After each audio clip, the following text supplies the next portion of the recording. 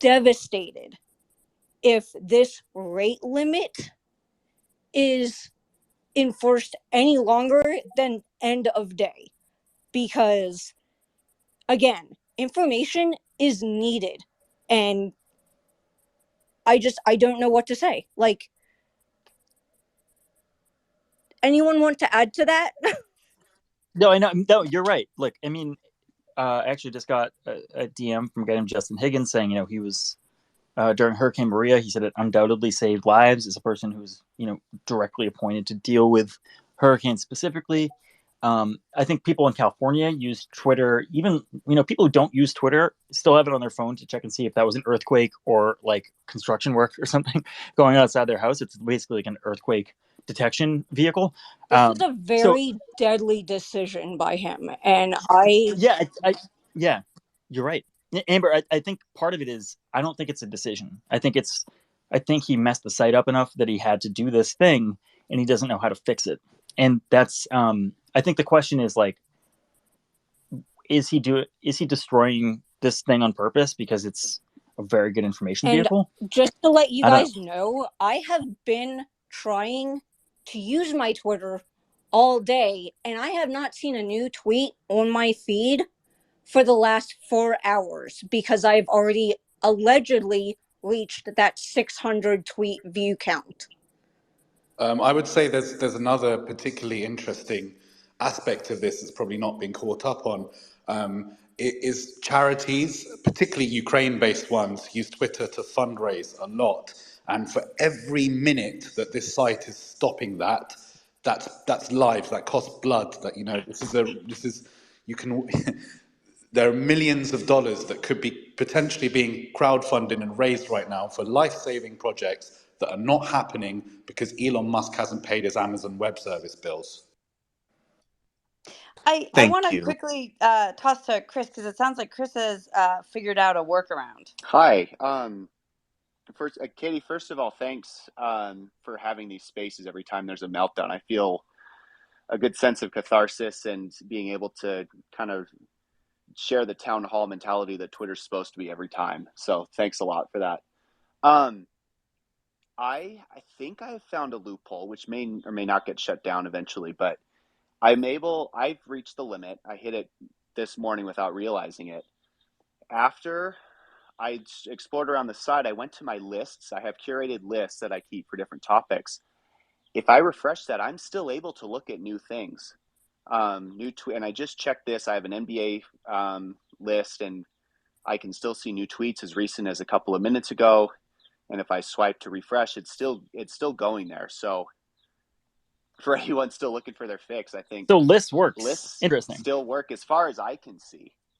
And I love the dumb ways that the website. So like last time this happened, which was a few months ago, Katie and I, Katie really held this, and we found out two things. First of all, Spaces is run a completely separate part of the internet than Twitter.com. Like it is a completely different thing. And when he was banning journalists, he could not ban them from Spaces.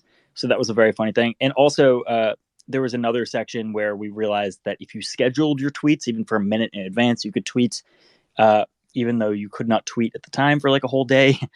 The site's really janky. It's in the thing is like Katie and I were very sourced up with old Twitter and a lot of people who worked there, and they would say that when before Elon even had a dream of buying the place, they would say this is just like it's a popsicle stick house that they built like a 4-bedroom mansion on top of for some reason. And it's right now he moved the wrong popsicle stick again, and I don't know if it's going to be recoverable in time for him to for people not to realize that he doesn't know what he's doing. I think a really important question that I'm curious. At the end of the day, is 600 tweets enough? Should we be actually reading more than 600 tweets? Is this an existential question, Katie? Yeah, exactly. Let's try to get like Neil deGrasse Tyson here and have him say some stupid fucking. I need like Oprah to tell me if this is good for my soul or not. Marie Kondo is gonna come here and be like, "You don't really need most of these." 600 tweets is just the right amount, you know? That is Yeah. exactly as much as anyone should possibly ever I mean, read. that's the thing, though, right? Like most days, that's way too many. But also, like everyone else has been saying here, right? It's not the stupid stuff that we need. It's the wartime stuff. It's there's a tornado happening down the street. Where do I go to for this? And then you're going to need more than 600 tweets. You're just going to need it. And there is no way for Elon to individually, one by one, determine when that's needed and when it's not. And we have a guy with a hand raised. Oh, Joseph, go right ahead. What's up, man? Hey, thanks, guys. Just to speak to the stupid stuff, I feel like this really exposes how insane it is that Twitter is still a cog in a lot of journalistic and especially like the ecosystem. Like I write about sports sometimes, and especially with basketball stories, I'll write a story for GQ Sports. A random quote will get pulled out by an aggregator, and then the next day, Stephen A. Smith is talking about it, and it is kind of a cog in actual big valuable media sites, just in the way that it's like part of the way the information gets sorted, and it's matters so much less than this other stuff, but it's also hilarious to hear about the popsicle stick framework of this all, that this is the medium it's running through. It's important to note that he could have known this, but he didn't do due diligence when he purchased the website, which is why I tried to back out of it for 9 straight months. You got to remember, Elon bought this website on a hope and a prayer. If you guys want a timeline of what happened here, it actually is a lot more elucidating and illuminating for what Elon's whole vibe and thing is. So he determined that he would buy enough shares one night in the middle of the night to get on the board of Twitter. He wanted to get on the board of Twitter because he wanted to turn off the new community guidelines idea that you can't dead name or misgender someone, a transgender person, which is a particular thing that he's always been very interested in the last year and a half for reasons that I don't want to get into. When he realized, when he had talked to Parag, who's the guy who previous CEO of Twitter, Parag was like, that's nice that you want to be on the board, but we have a trust and safety team. We have a community safety team. And even if you were to be able to do something from the board level, like you have to go through them, they work independently, they're like a Supreme Court. So then he literally emails Parag in the middle of the night. He says, I can't work with you. And then he goes and buys the company, like on a very quick decision. There's a different way of saying that, but that's what he decided to do. And then he didn't realize that this website is not built very well. Had he asked anybody who had anything to do with it, he would know that it's just not a great website. Like they've been trying to work around it for years, but there's only so much you can really do. So he spends 9 months trying to get out of it, which is why all of these, private emails are made public. All of these private investors are made public and things like that. Because it goes through the courts. He realizes he just can't do it. He was going to have to release another tranche of emails that would have been more incriminating. And then he just buys the thing at that ridiculous meme price of $44.2 million. And he couldn't get out of it. So that's why we're here today, is because this guy he wanted to stand up for the Babylon Bee about 18 months ago. And now the website doesn't work. The end. It's the story of the purchase of Twitter. Katie, did I miss anything? That sounds about right. And you can look up why he doesn't like trans people very much, apparently, based on in some other world. You can look that up, but I don't want to get into it because it's complicated, is a way of putting it. Mm-hmm. Yep. It's funny. I feel like what's funny about the rate limiting is that it's like, what was it, yesterday that or even just early this morning, it was announced that they wouldn't be allowing, you had to log in to view tweets if you weren't, like, if someone texts you a link to a tweet and you click on it to just view it, and you don't have, like, you have to be logged in to see that, even if it's a public tweet. Katie, this is going to affect the ability of news outlets to embed tweets into their articles, because now, as of today, you have to have an account to view it. Is that actually... That happened to me today. Dude, Katie, did it look happen? what that does. Yes, it did. That was something I was very curious about And it's going how to it affected the render. embedding. It's going to render many parts of the internet kind of dead. It's like when uh, whoever owns the Onion, like Gizmodo Media, just turned off embeds. It just kills massive parts of the internet. So if you're looking at articles, they're just have big gaping holes in them now, and that's again just another weird problem for relying on this as infrastructure when it was just some guy's business. Yeah, and it's funny because that was annoying, and everyone was. Ben, did this happen? I'm trying to remember. I feel like this was at like early this morning, and like, or maybe it was last night. I don't think it was last night. I think it was this morning. That was like the thing that everyone was complaining about for like 90 minutes. Yeah. But No, this is that was way yesterday. more annoying. And it's like almost like there's this much worse. Honestly, it's probably temporary, this rate limit thing, right? Like Yes. it's probably this like he's kind of borking the website for a day, and then everyone's gonna have forgotten about the like you have to be logged in, like the big other annoying lasting change that was made. Katie, can I? I'm going to add two more people to the chat here. One is Mike Freeman from who's an NFL guy who I just really like, and another guy's named Tyrone Rubin, who I do not know, but he says he firmly disagrees with us that about the limit, and he says he saw the negative and he can now see the positive. And I would love to hear what the positive of this whole situation is. So, Tyrone, whenever you're ready, I would love to hear from you because I think it's really he's connecting now, but this could go one of several ways.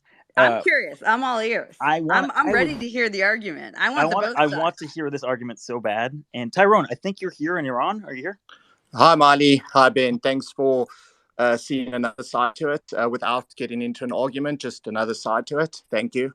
Sure, of course. I hope that let's absolutely make it that way. Yes. Sorry, you cut out there. You said, I hope it doesn't. I don't do what? Oh, yeah. No, I know. Let's absolutely make it not an argument. I would just love to hear the other side of this if possible. Cool. The only person here who saw the extreme negative, which is this, to a layman who does marketing for companies and brands. So like you can do as many searches on you as Google as you want for my whole life, this whole pre-internet thing. But I just look at it. We're in the internet, here to stay. You can search as for many videos as you want. That's what YouTube's offering. And now I was completely shocked that I'm trying to explain to layman people, oh, the only thing you consume on Twitter is tweets. But now you can only, now we're restricting it. And he used a harsh word, restricting it. But I'll stick with that. Cool. So it's that simple and hectic when I first heard it. Okay, I'll give you that. Just on a practical level, like politics. So as many Ukrainians to help fight, as many trans people, do what you want. Just send as many tweets, Amber Alerts. Cool. I understand it's an important platform and you need as many tweets as possible. And you must have it for free, like Google search and YouTube. I get it. I get it. And it's hard to explain to clients for me. Okay, it's crazy. And I went crazy, negative. So now open up to why maybe he's not an evil human and he wants to still make a cool platform for people, and why he's doing it. So number one is on a technical level. Okay, like on a technical level, he's trying to explain it like, geez, it's hard to explain like on a technical level why. It's very hard to explain why I don't think he's doing it for any other reasons. And you brought in one good point, Ben, is the financial cost of keeping the server, getting these bots away. And I speak to Miley a lot about bots. So I honestly don't think he's doing it for any nefarious reason. I think if I have to just say two words, technical, I can speak to technical, why he's doing it technically speaking. And number two, why unfortunately financially it is. I could probably speak to other reasons, but I just think there's some technical reasons why he's doing it, and there's some financial reasons why he's having to do it. Yeah, man, I think we agree on the financial reasons, but if you want to bring us the technical reasons, we would love to hear that perspective. Yeah. So just like Elon talks about first principles, like maintaining the data infrastructure for building a system like this. We perhaps have some Twitter engineers here. So he's keeping the system up. So like people are talking about another system that Jack's doing, Blue Sky and YouTube and all these systems, okay? And to Kristen's point, like, and to the point, I don't know if it's bad, yes, it was broken. We're still using the system. We're on the system right now. And in terms of like getting technical about the usage of 6,000 tweets, how many hours that is. You miss an hour of a tweet and you need that extra tweet. And I mean, on one side, like, he's still providing a lot of tweets, but trying to underline fix a lot of the infrastructure, like with Twitter. And a lot of that infrastructure, I don't think it ties into the finance of the developer costs. He laid some off. He needs some. So it's very technical in terms of the engineering architecture that you need to run this thing. And I don't think he's choosing I don't think we know he's not this dude coding it up and going, oh, I've reached a limit. Like, I think there's a lot at play here technically that, like, if to speak to from an engineering level, I'm sure a Twitter infrastructure engineer would understand it better, but I don't think there's anything nefarious at all. Tyrone, sorry, I'm just a little, so I totally, like, imagine that, sure, there's like a technical reason, like, you can either take it at face value or assume there was something more complicated or slightly different going on the technical end that's causing this. But, like, you said you see an upside of it. Like, is there? Yes, I do. I haven't. Thank you for allowing me to speak on a space. Okay, I'll address some of the upside. But again, if you want, sorry, I think I interrupted, but I can speak to some potential upside. I know it sounds crazy right now because we've been hit with this news. I've already expressed how crazy it was when I first heard it. I'm getting to understand it. Don't think there's anything Elon bad doing it for any political. I know you mentioned trans Ben. I don't think I don't think he's been a bad actor by doing this. And yes, upside. I can see some potential upside, like once we get over this and figure it out, or some people will leave and never come back. But those of us who stay, yes, I could speak to some upside. What is it? Okay. I'll say some of the potential upside. Firstly,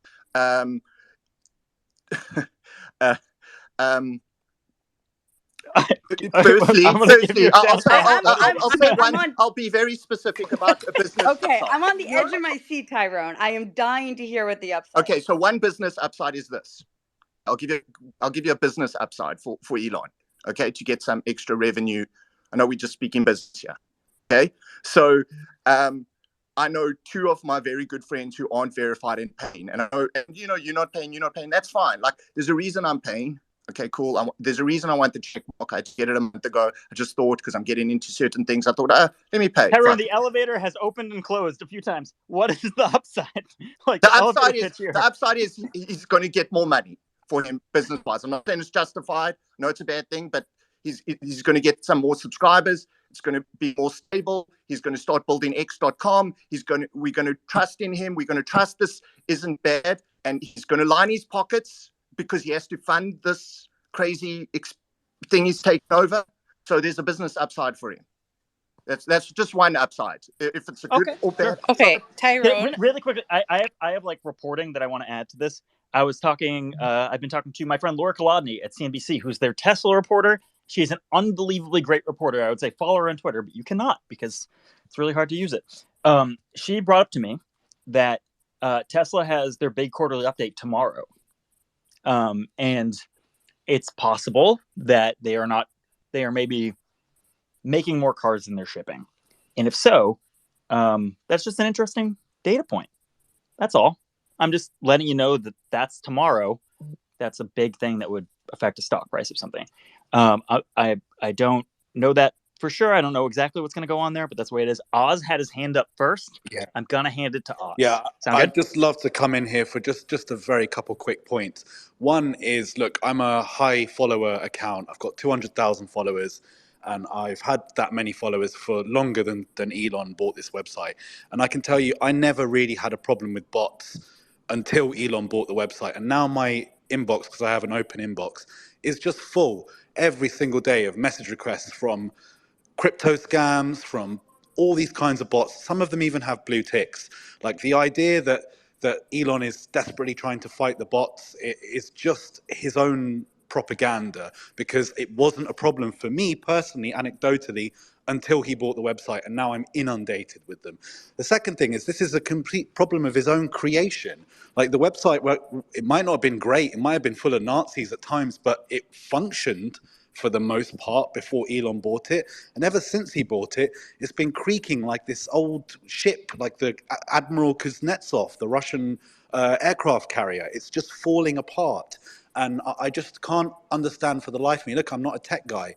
But these problems happened when Elon bought the website. They've happened since then. They're his problems of his own making. So they absolutely are, Oz. You're 100% right, and I love a good ship reference. Miley, what's up? What's going on? I'm just wondering why we aren't looking at the bots more than the rate limit exceeding, because if you look at user experience, that should be number one. And for me, the biggest problem is bots and not how many tweets I'm viewing. I want to hear from Nate. Nate is another Barb. I'm always very curious the Barb perspective on Katie, can you anything tell Twitter. everyone what a Barb is, by the way, for us, a Barb is a well, you know what? I'll let Nate do it. Nate, can you explain what a Barb is? Hi, what's up? Yes, I can. So a Barb is pretty much a super fan of Nicki Minaj. Just know we're here for Nicki Minaj only, Nicki Minaj only. So this is my personal opinion about the whole exceeded rate and all this, and we can't see tweets. This is how I personally feel. Why do we have to suffer about them trying to remove bots, and why do we have to suffer as a whole? Like, I feel like there should be a better approach to removing the bots. I feel like, the bots can get very annoying when they keep texting about all this crypto and joining NFTs. I can get that, but it's like, dang, now we all have to suffer because of bots? I agree. The bots, not only are they annoying, but now they're ruining the fun for everyone else. What do you think? If you could imagine, you're a super fan of Nicki Minaj. How do you think Nicki Minaj would feel about something like this?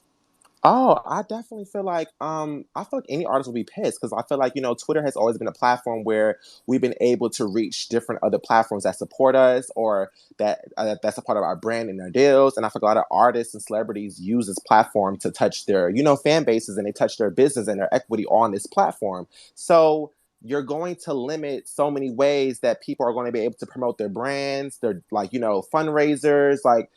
A lot of people are not going to be able to connect with people that love them and support them or see their vision. It's going to mess up a lot of connections. Speaking of stands, someone sent me a screenshot that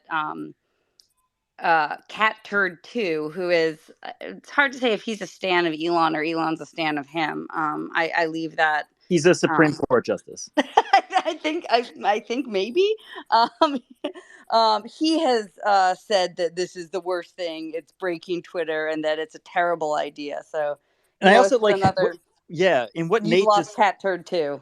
Just to jump on what Nate said, someone just DM'd me and brought up a very good point. He says, I personally found more than a few artists, and he said glass blowers and ceramicists, for example, and bought from them. So like Twitter is like a commerce platform. It's like a one-to-one commerce platform. For a lot of people, it's like a dating site. It's a way that people have maneuvered about the internet for a long time. For example, people who have moved over to Blue Sky still use Twitter DMs to privately talk to people, because Blue Sky does not have DMs yet. So it is not just people posting dumbass tweets, even though that's, once again, 90% of it. The guy running the site, if he did this on purpose, he just fundamentally doesn't know how people use the site. Like, there's no other way to put it. Does anybody have their hand up that we haven't talked to yet? Valeria, do you want to speak? Hi, yeah, I just wanted to note that communities are somewhat still working, just for the general public and fans alike. I mean, it's a bit touchy because communities came out of maybe what was a good intention, but they kind of died off very quickly. And so, like, I'm in a community right now for BTS, and it has 22,000 followers, but there's maybe 5 people a day that post on it. So I just wanted to let everyone know that if you go back to those old communities, they might or may not still be working. I don't know how long they will, but just want to let people know. Chris Geidner speak. He's an incredibly good law voice who everyone should follow for Supreme Court stuff and law stuff in general. He runs a blog called Law Dork. He can speak right now if he wants to. Chris, are you around and ready to talk? Yeah, I'm here. Can you hear me? Yes, I can. I mean, like, I guess I have one technical question for you all. I've been like trying to walk around. This is obviously like the first day after the Supreme Court was done.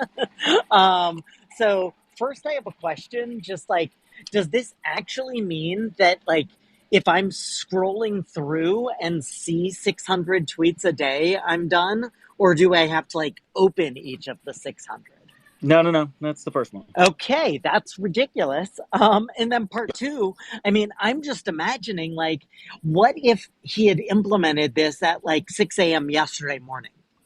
And like, as we were getting these final Supreme Court decisions, we were getting the student loan and the 303 creative about LGBT anti-discrimination laws. Like, I would have been done like before I even got to the Supreme Court.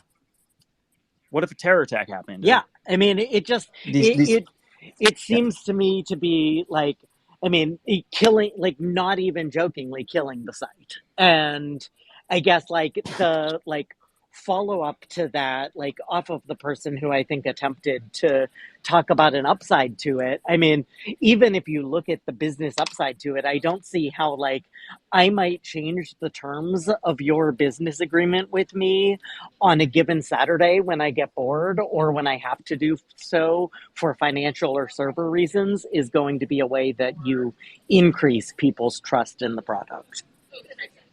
That's exactly right. And I think, by the way, I have to go. It's 4:00. It's 4th of July weekend. I have to go look at the sun because that apparently still exists.